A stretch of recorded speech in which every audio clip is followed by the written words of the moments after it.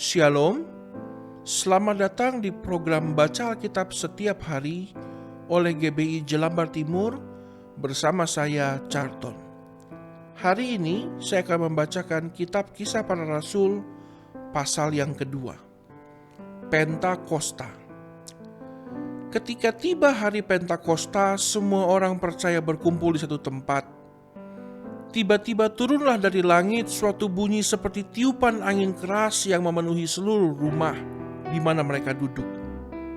Dan tampaklah kepada mereka lidah-lidah seperti nyala api yang bertebaran dan hinggap pada mereka masing-masing. Maka penuhlah mereka dengan Roh Kudus, lalu mereka mulai berkata-kata dalam bahasa-bahasa lain, seperti yang diberikan oleh Roh itu kepada mereka untuk mengatakannya. Waktu itu di Yerusalem diam orang-orang Yahudi yang saleh dari segala bangsa di bawah kolong langit. Ketika turun bunyi itu, berkerumunlah orang banyak. Mereka bingung karena mereka masing-masing mendengar rasul-rasul itu berkata-kata dalam bahasa mereka sendiri. Mereka semua tercengang-cengang dan heran lalu berkata, "Bukankah mereka semua yang berkata-kata itu orang Galilea? Bagaimana mungkin kita masing-masing mendengar mereka berkata-kata dalam bahasa kita sendiri, yaitu bahasa yang kita pakai di negara asal kita? Kita orang Partia, Media, Elam, penduduk Mesopotamia, Yudea dan Kapadokia, Pontus dan Asia, Frigia dan Pamfilia, Mesir dan daerah-daerah Libya yang berdekatan dengan Kirene, pendatang-pendatang dari Roma. Baik orang Yahudi maupun penganut agama Yahudi, orang Kreta dan orang Arab, kita mendengar mereka berkata-kata dalam bahasa kita sendiri tentang perbuatan-perbuatan besar yang dilakukan Allah. Mereka semuanya tercengang-cengang dan sangat termangu-mangu sambil berkata seorang kepada yang lain, "Apakah artinya ini?" Tetapi orang lain menyindir, mereka sedang mabuk oleh anggur manis. Khotbah Petrus. Maka bangkitlah Petrus berdiri dengan ke-11 rasul itu dan dengan suara nyaring ia berkata kepada mereka, "Hai kamu orang Yahudi dan kamu semua yang tinggal di Yerusalem, ketahuilah dan camkanlah perkataanku ini.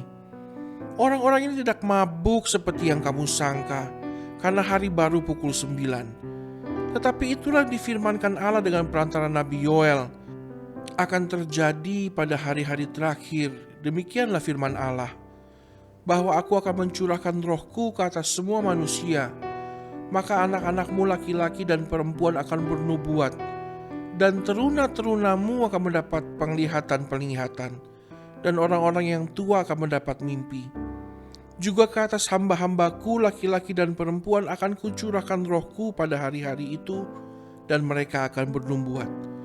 Dan aku akan mengadakan mujizat-mujizat di atas, di langit dan tanda-tanda di bawah, di bumi, darah dan api dan gumpalan-gumpalan asap. Matahari akan berubah menjadi gelap gulita dan bulan menjadi darah, sebelum datangnya hari Tuhan, hari yang besar dan mulia itu. Dan barang siapa yang berseru kepada nama Tuhan akan diselamatkan. Hai orang-orang Israel, dengarkanlah perkataan ini. Yang aku maksudkan ialah Yesus dari Nazaret, seorang yang telah ditentukan Allah dan yang dinyatakan kepadamu dengan kekuatan-kekuatan dan mujizat-mujizat dan tanda-tanda yang dilakukan oleh Allah dengan perantaraan Dia di tengah-tengah kamu, seperti yang kamu tahu. Dia yang diserahkan Allah menurut maksud dan rencananya telah kamu salibkan dan kamu bunuh oleh tangan bangsa-bangsa durhaka. Tetapi Allah membangkitkan dia dengan melepaskan dia dari sengsara maut, karena tidak mungkin ia tetap berada dalam kuasa maut itu. Sebab Daud berkata tentang dia, "Aku senantiasa memandang kepada Tuhan, karena ia berdiri di sebelah kananku, aku tidak goyah.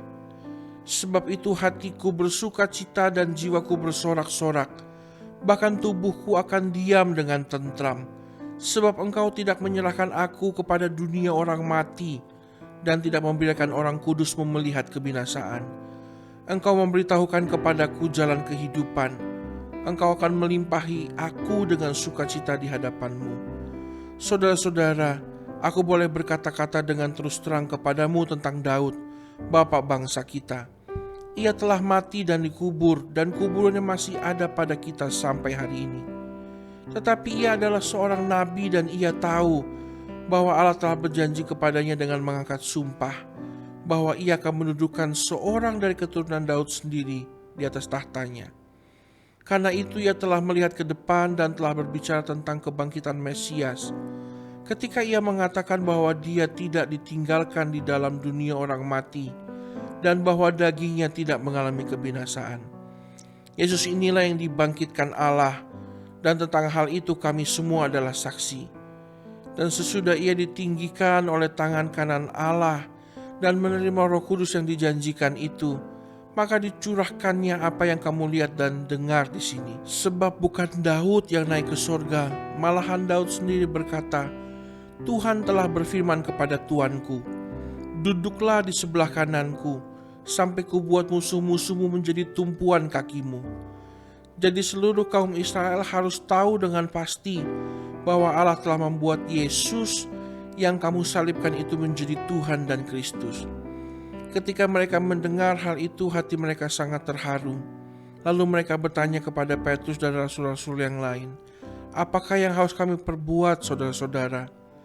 Jawab Petrus kepada mereka, bertobatlah, dan hendaklah kamu masing-masing memberi dirimu dibaptis dalam nama Yesus Kristus untuk pengampunan dosamu, maka kamu akan menerima karunia Roh Kudus. Sebab bagi kamulah janji itu, dan bagi anak-anakmu, dan bagi orang yang masih jauh, yaitu sebanyak yang akan dipanggil oleh Tuhan Allah kita. Dan dengan banyak perkataan lain lagi ia memberi suatu kesaksian yang sungguh-sungguh, dan ia mengecam dan menasihati mereka, katanya, berilah dirimu diselamatkan dari angkatan yang jahat ini. Cara hidup jemaat yang pertama. Orang-orang yang menerima perkataannya itu memberi diri dibaptis, dan pada hari itu jumlah mereka bertambah kira-kira 3.000 jiwa. Mereka bertekun dalam pengajaran rasul-rasul dan dalam persekutuan, dan mereka selalu berkumpul untuk memecahkan roti dan berdoa. Maka ketakutanlah mereka semua, sedang rasul-rasul itu mengadakan banyak mujizat dan tanda. Dan semua orang yang telah menjadi percaya tetap bersatu, dan segala kepunyaan mereka adalah kepunyaan bersama. Dan selalu ada dari mereka yang menjual harta miliknya, lalu membagi-bagikannya kepada semua orang sesuai dengan keperluan masing-masing. Dengan bertekun dan dengan sehati mereka berkumpul tiap-tiap hari dalam bait Allah. Mereka memecahkan roti di rumah masing-masing secara bergilir, dan makan bersama-sama dengan gembira dan dengan tulus hati, sambil memuji Allah. Dan mereka disukai semua orang, dan tiap-tiap hari Tuhan menambah jumlah mereka dengan orang-orang yang diselamatkan. Ya Tuhan, kiranya pengorbananmu terus membuat sebuah peringatan dalam hidup kami, sehingga kami terus berjalan dalam terang kebenaran firman Tuhan. Berkati kami ya Tuhan, kami selalu bersyukur memiliki Allah seperti Engkau. Dalam nama Tuhan Yesus kami berdoa. Amin.